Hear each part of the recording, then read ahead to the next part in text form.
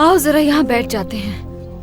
बैठने की जरूरत क्या है, बस मिल्कशेक लेते हैं और चलते हैं। अरे कुछ देर यहाँ बैठ जाएंगे तो क्या हो जाएगा, बैठ जाओ। उफ, अनम तुम भी।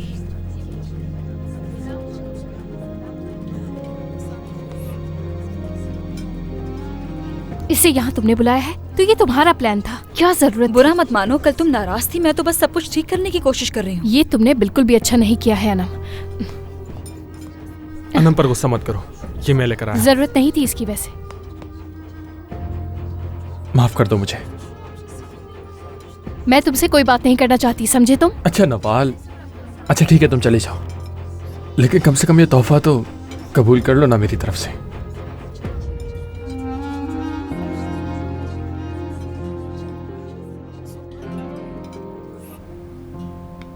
अच्छा बात सुनो फरत, ये आज स्पेशल डे के लिए बनाया है।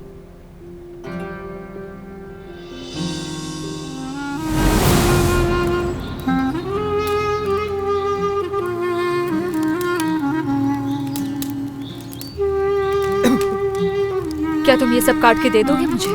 पहले मुझे ये काम तो करने दो। बहुत स्लो हो तुमसे ज्यादा तो मेरे पास है।